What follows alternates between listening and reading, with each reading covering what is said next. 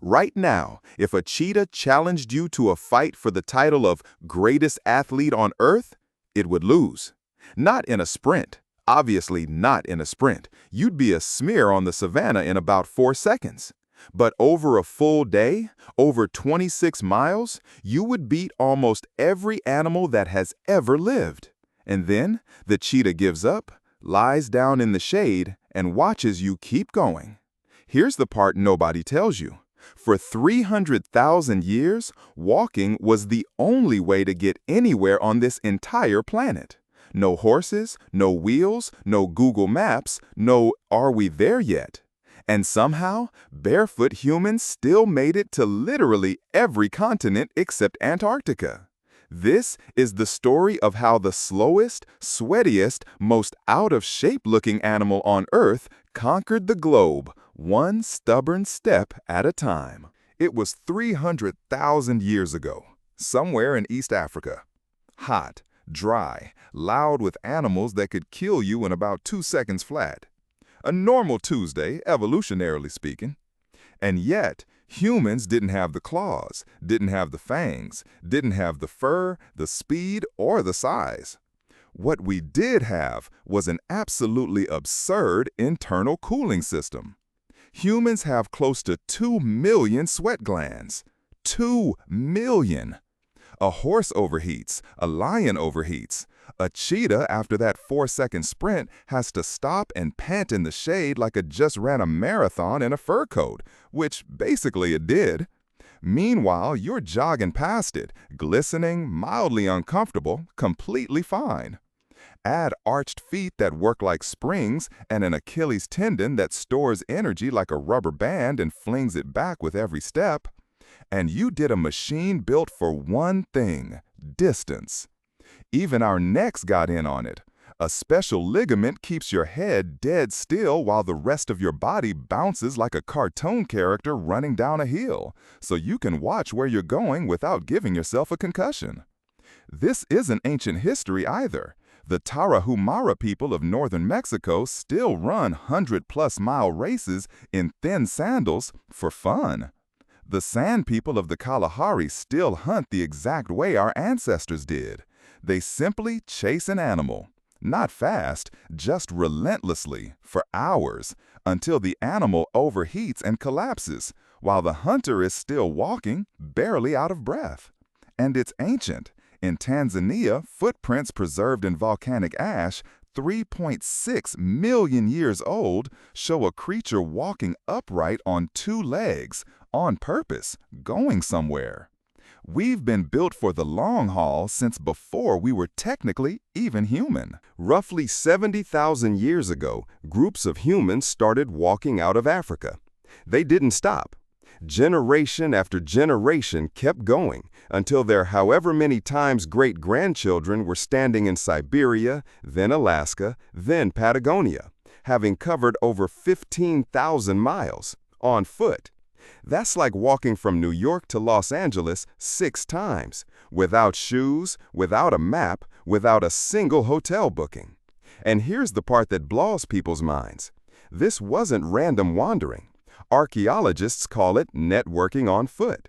We know because stuff turns up in the wrong place.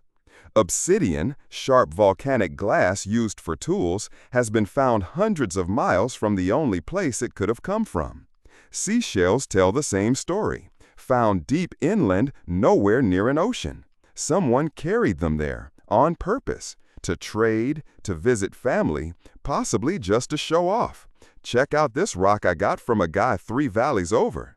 Centuries later, the explorer Ibn Battuta would rack up roughly 75,000 miles crossing Africa and Asia by foot, camel, and ship, and historians still call it one of the greatest journeys ever recorded. He didn't invent that instinct, he just kept it alive. Basically, humans invented the road trip before we invented the road. Now, here's what most people get wrong about this migration story. Most animals treat a river or an ocean as a wall, nature's do not enter sign. Humans looked at open water and thought, I bet there's a snack on the other side of that. On the island of Flores in Indonesia, archaeologists found stone tools 800,000 years old. Flores has been an island the entire time. There was never a land bridge. Which means something walked to the coast, built something that floats, a raft of logs, bundled reeds, who knows, and paddled off into open water toward an island it could not see from shore. The boat itself is long gone. Wood and reeds don't survive 800,000 years. Just the tools that turned up on the other side, like a very old "we made it" postcard. Then, about 65,000 years ago, humans crossed 60 miles of open ocean to reach Australia. 60 miles, open sea, Stone Age tech. For comparison, that's roughly double the width of the English Channel, and people still trained for months with a support boat and snacks just to swim that with modern equipment. Our ancestors did it with a log and a plan. About 3,000 years ago, one group took "get in a boat and hope for the best" and turned it into an exact science. The Polynesians. No compass, no GPS, no sextant. Just the stars, the pattern of ocean swales hitting the hull, and the flight paths of birds heading home at dusk. With that alone, they navigated thousands of miles of open Pacific Ocean and found islands, small islands, in the biggest ocean on Earth. Modern pilots with satellite navigation occasionally still miss a runway in bad weather. Polynesian navigators were finding dots of land smaller than a golf course in an ocean bigger than every continent combined, using instincts as subtle as noticing a friend change their haircut. This is closer to a superpower than a technique. So, if humans could cross oceans and continents, what actually slowed us down? It wasn't the distance. Distance we'd basically solved. It was weight. The average human body starts to break down carrying more than about 40 to 60 pounds over any real distance. Sling a fully packed airline suitcase on your back and try a 12-mile hike, your knees will file a formal complaint.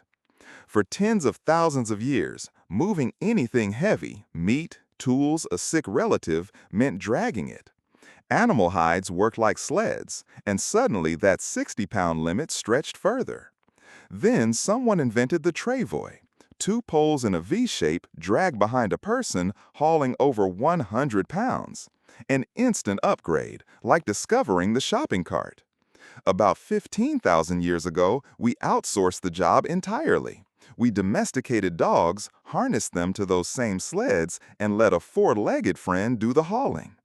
But the real game changer arrived around 5,500 years ago, the horse. Before horses, a hard day of travel meant roughly 4 miles per hour, the same pace as a brisk city stroll. After horses, 30 miles per hour. In a single generation, the entire world became 8 times smaller. It's the ancient equivalent of every dirt road suddenly connecting to a high-speed rail line. Centuries later, camel caravans would haul goods across the Silk Road using the exact same principle. Let an animal carry the weight your own body never could. Now, here's the detail that breaks people's brains every single time. Humans crossed the Timor Sea, crossed the Pacific, crossed deserts and continents and ice sheets. And we still hadn't invented the wheel. The wheel didn't show up until around 5,200 years ago, and even then, its first job wasn't transportation. It was pottery, a spinning disc flat on a workbench shaped in clay. It took a while for someone to look at that spinning disc and think, what if I turned this on its side? Once someone did, things moved fast. The spoked wheel arrived around 2000 BC, lighter and faster. And paved roads, some dating back to roughly 4000 BC, gave those wheels somewhere smooth to roll. Put wheels, roads, and horses together, and you get the first real transportation networks, the systems that let empires move grain, armies, and mail across entire regions. Even the rolling suitcase, something that feels like it should be ancient, wasn't patented until the 1970s. For most of history, we were fine hauling our own bags, apparently. The wheel wasn't the beginning of human travel. It was one of the last upgrades to a system that had already circled the planet, on foot. So the next time you're annoyed about a delayed flight or stuck in traffic or your rideshare driver takes the scenic route, remember, every one of those inventions exist because your ancestors 300,000 years ago looked at the horizon and refused to stay put. 2 million sweat glands, springy feet, a stubborn refusal to accept there's an ocean in the way as a final answer. That's the operating system every plane, train, and car is still running on. We crossed oceans before we invented the wheel. We colonized a hemisphere before we invented the suitcase. And somewhere out there, an actual human being was the very first person to stand on a beach, look at 60 miles of open water, and decide to just go for it. No name, no monument, just footprints that led into the surf and didn't come back. What do you think that must have felt like? Drop your theory in the comments. I read every one. And if you want the next chapter of this story, how humans went from horseback to breaking the sound barrier, that video's coming next. You will not want to miss it.